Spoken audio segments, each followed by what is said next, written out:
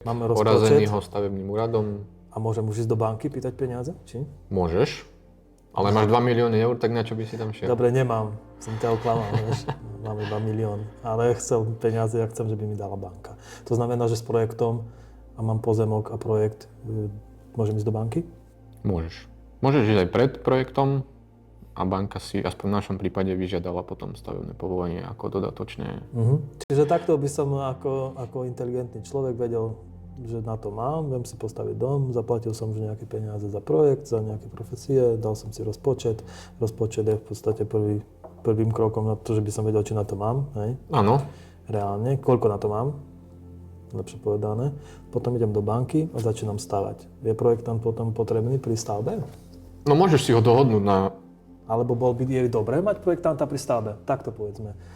No záleží, či stávaš svojpomocne alebo dodávateľský firmou. Hej. No ja sa bojím z toho, keď stávam dodávateľský firmou, že ten projektant by fakt mohol potom trošku aj skontrolovať stav, či to sa volá stavby vedúci?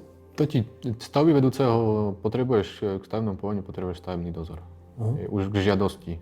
Čiže a je zase na tebe, či si ten stavebný dozor dohodneš spôsobom pre mňa dosť divným, ktorý niektorí dozory robia, a to, že si ich iba zaplatíš za pečiatku na stavebné povolenie a robia to za pár korún. Aha. Alebo sa dohodneš riadne s dozorom, ktorý bude chodiť na stavbu nejaké dohodnuté termíny. No lebo čiže keďže si ho dohodneš firmu, tak je asi dohodneš si ho na základy, tak ti príde základy pozrieť, hej, nejakú výstuž.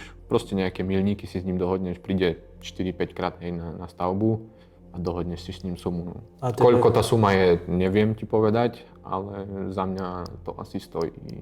Čiže tam je dobré, že by spolupracoval projektant s projektantom. Áno. A hlavne, aby vedel ten investor od začiatku, že chcem aj projekt interiéru. Čiže potom v podstate to prichádza, sú tu spojené vlastne nádoby. Áno, tam taký nevieš, projekt, keby som chcel napríklad, obísť. že staviam dom, dobre, mám projekt a chcel by som si napríklad zaplatiť projekt na interiér, tiež môže stať toľko, koľko projekt ako za dom, či ešte aj viac, alebo ako?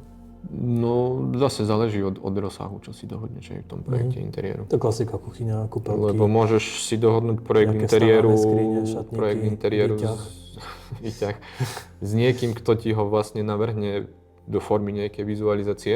To môže stať zase nejaký x peňazí.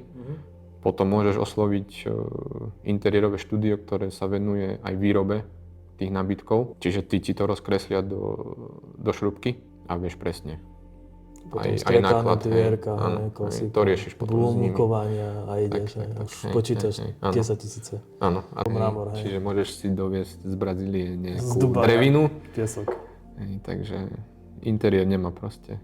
Slavo má 2 mega, malý pozemok a do interiéru to hodíš. Jasné, že tu dám ten piesok z Dubaja, si dám do betónu piesok z Dubaja. Môžeš mať linku z Ikei, ako máme my, alebo môžeš ísť do kuchynského štúdia, kde ti ju aj za 30 000 urobia. To je dobrý nápad. Hej, čiže... Betónovú dosku si dať ako peknú.